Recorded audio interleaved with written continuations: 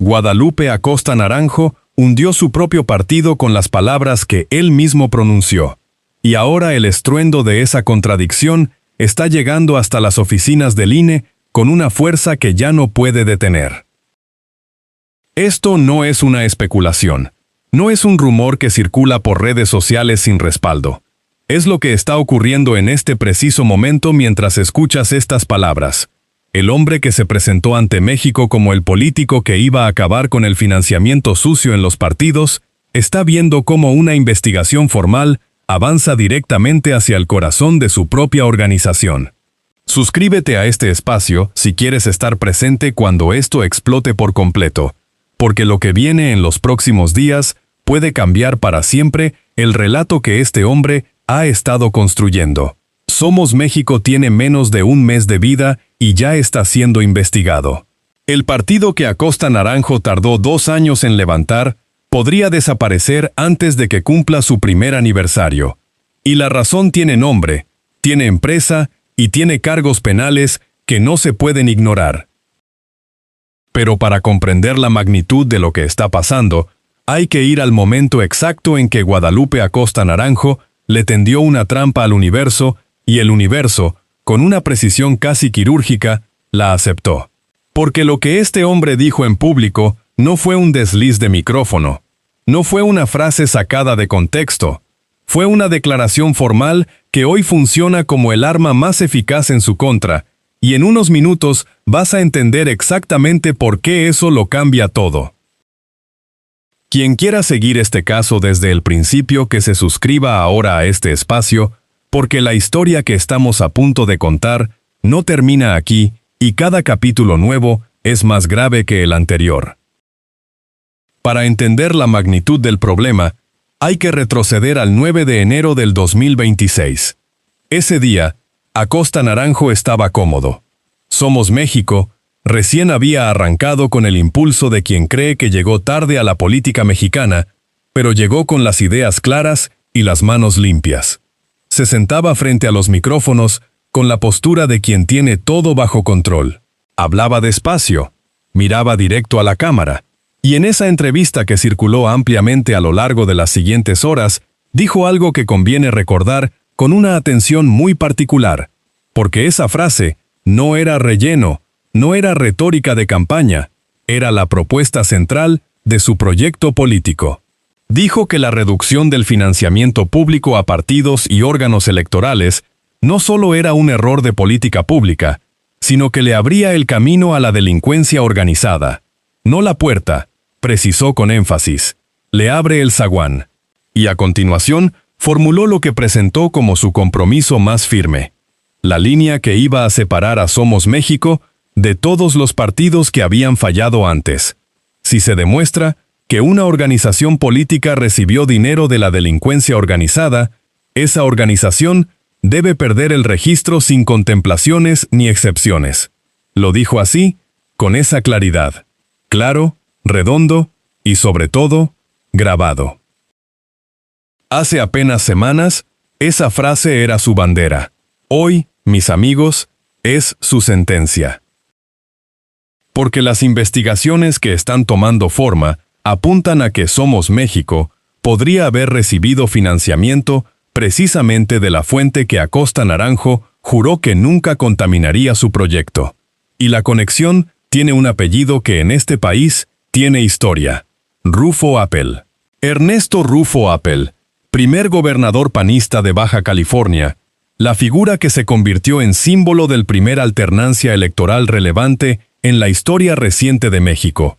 Detenido ahora por la Fiscalía General de la República, bajo cargos que incluyen vínculos con delincuencia organizada y lo que las autoridades describen como un esquema de huachicol fiscal de dimensiones internacionales.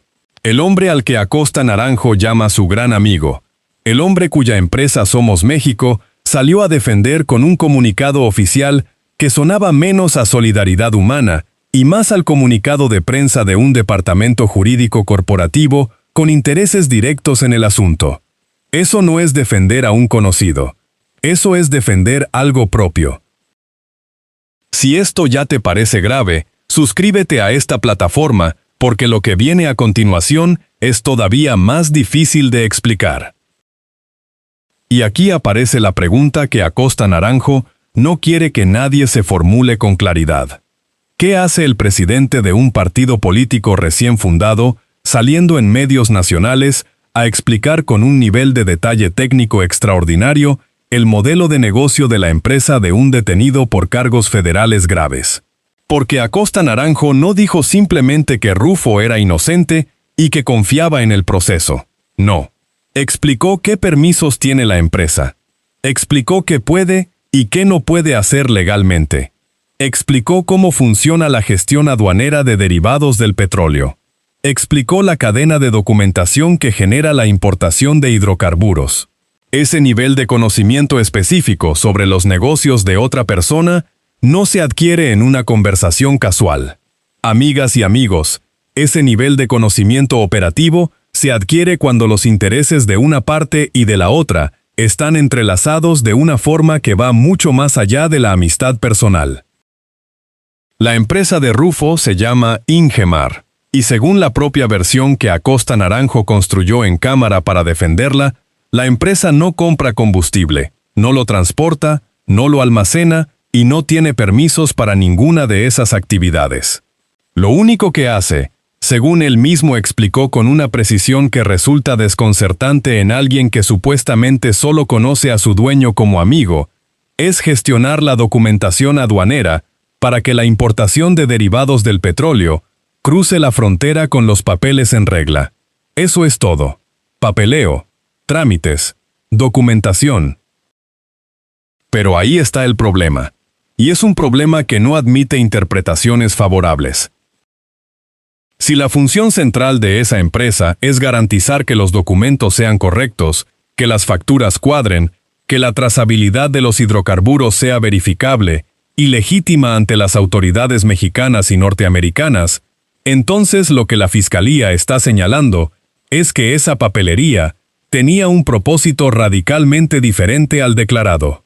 Que los documentos no eran correctos, que las facturas no cuadraban con la realidad del producto, que la trazabilidad no era verificable porque era una ficción fabricada, que lo que cruzaba la frontera con documentación aparentemente impecable por fuera, tenía un origen completamente distinto por dentro, y que Ernesto Rufo, el hombre cuyo trabajo era precisamente producir esa documentación, sabía exactamente lo que estaba certificando y por qué lo estaba haciendo. Esto no es un escándalo menor de financiamiento irregular entre amigos con malas costumbres. Estamos hablando de un esquema que tiene dimensiones internacionales. Combustible robado en México, trasladado a refinerías en el estado de Texas para darle una apariencia de origen legítimo, devuelto a México con documentación fabricada por empresas como Ingemar para que cruzara la aduana sin activar ninguna alerta. Y por el camino, según lo que apuntan las investigaciones en este momento, parte de ese dinero generado por ese esquema habría llegado a financiar asambleas, cientos de asambleas. Las mismas asambleas que le dieron existencia jurídica a Somos México ante las autoridades electorales. Si eso se confirma, el partido que Acosta Naranjo tardó 2 años en construir habría nacido directamente sobre dinero del crimen organizado. Y quien hoy pide que lo traten como perseguido político fue exactamente la misma persona que puso sobre la mesa pública la regla con la que ahora lo van a juzgar. Suscríbete a este espacio para seguir de cerca cada nuevo dato que salga de esta investigación, porque el ritmo al que se están acumulando las evidencias no da señales de desacelerarse. El tiro le salió por la culata, pero hay un detalle adicional que cambia completamente la narrativa que la oposición está intentando vender, y es necesario señalarlo con la claridad que merece.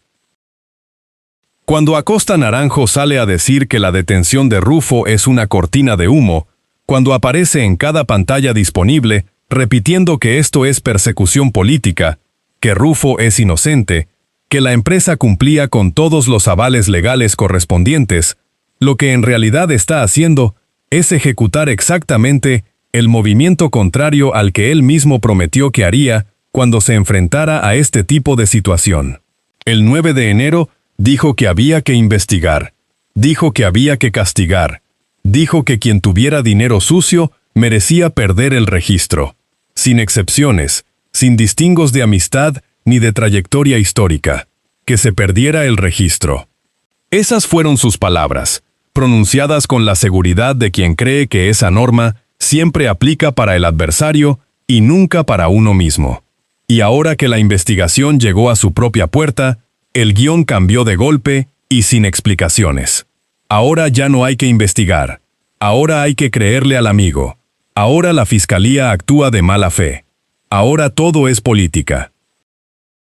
Como bien lo sabes, este tipo de giro de 180 grados no pasa desapercibido por quienes recuerdan lo que se dijo, y menos cuando está grabado en múltiples formatos y continúa circulando.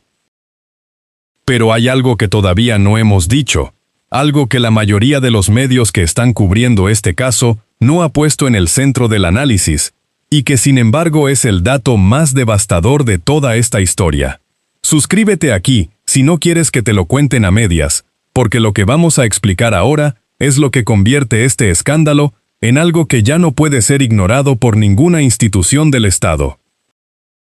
Lo que el PAN dijo en su comunicado tampoco ayuda a la causa que pretende defender. El partido emitió una declaración garantizando su compromiso con el debido proceso y la presunción de inocencia de Rufo.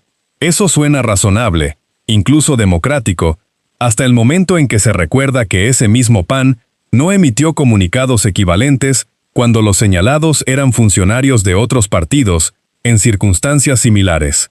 La presunción de inocencia, al parecer, tiene una selectividad muy particular según quien sea el imputado. Y cualquier espectador que note esa diferencia tiene todo el derecho de preguntarse si la solidaridad con Rufo tiene más que ver con lo que él sabe que con lo que él hizo.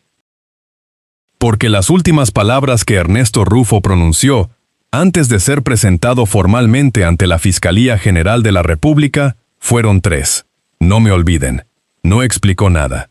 No prometió demostrar su inocencia. No habló de documentos, de evidencias, ni de irregularidades en el proceso. Dijo, no me olviden. Y eso, desde cualquier ángulo que se lo mire, suena menos a la declaración de alguien que confía en la solidez de su defensa, y más a la de alguien que sabe con precisión que lo que viene puede alcanzar a muchas más personas de las que se han mencionado hasta ahora. Y esto no lo termina aquí. Aquí vamos a seguir contando cada movimiento de este caso. Suscríbete a este espacio si quieres estar presente cuando salgan los próximos datos, porque varios capítulos de esta historia todavía no se han escrito. Todo lo anterior encaja con una coherencia que resulta difícil de ignorar. Los comunicados del partido, la vehemencia con que Acosta Naranjo aparece en todos los medios que le abren micrófono, la defensa técnica y operativa de una empresa que en teoría apenas conoce a través de su dueño, el visible nerviosismo cada vez que un periodista se acerca a la pregunta que más incomoda. Cada uno de esos elementos cobra un sentido completamente diferente si se acepta una posibilidad que la oposición aún no está dispuesta a pronunciar en voz alta, que Ernesto Rufo no era simplemente un consejero ciudadano que aportaba su experiencia de vida y sus contactos empresariales a un proyecto político nuevo, que su relación con Somos México tenía una dimensión financiera directa, que el partido que hoy pide ser tratado como víctima de persecución podría ser el primer partido en la historia reciente de México fundado con dinero del crimen organizado como columna vertebral de su estructura económica. Una semana de vida, y esa acusación ya está sobre la mesa con un respaldo documental que crece. Mientras la Fiscalía avanza en su investigación, el INE también está comenzando a moverse. Los indicios acumulados son suficientes para que se haya abierto ya una línea de indagación sobre el origen de los recursos que hicieron posibles las asambleas constitutivas de Somos México. Y en este punto el propio Acosta Naranjo volvió a construir el andamiaje que ahora amenaza con derrumbarle encima, porque él fue quien presumió el proceso. Él fue quien habló públicamente de las cientos de asambleas celebradas en todo el territorio nacional. Él fue quien mencionó explícitamente la participación de Rufo en ese proceso organizativo. Él fue quien documentó y difundió el trabajo de 2 años como prueba de la legitimidad y el alcance de su proyecto. Le dio al INE y a la Fiscalía un mapa de ruta trazado con su propia mano, con su propia voz y en sus propias plataformas. Si en ese mapa aparece dinero sucio, el registro de Somos México no puede sostenerse bajo las mismas reglas que Acosta Naranjo mismo propuso como estándar mínimo de integridad política en este país. Y ahora viene la revelación, que convierte todo lo anterior en algo con consecuencias que van mucho más allá del caso particular de un partido político nuevo. Las investigaciones de la Fiscalía no solo apuntan a Ingemar como empresa ejecutora de un esquema de huachicol fiscal. Apuntan a una red de empresas norteamericanas vinculadas al procesamiento y la relegalización del combustible robado en México que operaron durante años con total impunidad en ambos lados de la frontera. Ernesto Rufo, según lo que las indagaciones están señalando, no era un intermediario menor dentro de esa red. Era una pieza con acceso a los canales de certificación documental que hacían posible que el combustible de origen ilícito pareciera legítimo en el momento de cruzar la aduana. Esa función específica, esa posición dentro del esquema, es la que conecta directamente a Ingemar con los recursos que llegaron al proceso de constitución de Somos México. No de manera tangencial, no como una coincidencia de fechas o de personas, de manera estructural. El mismo dinero que generaba el esquema era el dinero que estaba financiando las asambleas. Y si eso se sostiene con la documentación que la Fiscalía dice tener, no hay narrativa de persecución política que pueda sobrevivir al contraste con esa evidencia. Suscríbete a este espacio ahora mismo si quieres seguir este caso en tiempo real, porque las próximas semanas pueden traer revelaciones que conviertan esto en el escándalo político más significativo del año. Lo que viene en los próximos días puede traer declaraciones de Rufo que afecten directamente a las personas que lo rodearon durante el proceso de construcción del partido. Puede traer información sobre los dueños reales de las empresas norteamericanas involucradas en el esquema de huachicol. Puede traer solicitudes de extradición que abran una dimensión binacional de este caso que ninguna narrativa de persecución política tiene la capacidad de absorber. Y puede traer, sobre todo, una conversación pública que México necesita tener con urgencia sobre cómo es posible que un exgobernador acusado de vínculos con el crimen organizado haya podido estar en el centro de la fundación de un partido político nuevo sin que nadie dentro de esa estructura hiciera ninguna pregunta incómoda en ningún momento del proceso. Guadalupe Acosta Naranjo tiene miedo. Eso ya no lo disimula nadie que lo observe con atención. Lo vemos en la velocidad con que habla cuando le preguntan por Rufo. Lo vemos en la cantidad de micrófonos que busca cada mañana, como si la presencia mediática pudiera funcionar como escudo jurídico. Lo vemos en la forma en que defiende lo indefendible con argumentos cada vez más elaborados, cada vez más técnicos y cada vez menos convincentes para cualquiera que recuerde lo que dijo el 9 de enero. Un hombre que tuviera la conciencia verdaderamente limpia en este asunto no necesitaría explicar con ese nivel de detalle los permisos aduaneros de la empresa de su amigo. Eso no es defensa de un inocente. Eso es la actuación de alguien que sabe exactamente qué hay en el fondo y está calculando cuánto tiempo puede sostenerse la narrativa alternativa. La pregunta que nadie en los medios que lo entrevistan parece dispuesto a formularle con la dureza que merece es esta. Si Somos México pierde el registro por las razones que las investigaciones están señalando, ¿qué dice eso de los 2 años que Acosta Naranjo dedicó a construirlo? ¿Qué dice de las decenas de miles de personas que se afiliaron creyendo que estaban entrando a un proyecto político construido con trabajo honesto y dinero limpio?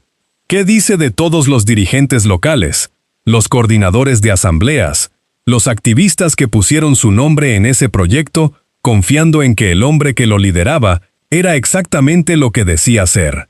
¿Y qué dice de un sistema político donde un exgobernador señalado de vínculos con el crimen organizado puede estar en el centro de la fundación de un partido sin que se active ningún mecanismo de verificación, ninguna alerta institucional, ninguna pregunta incómoda desde adentro?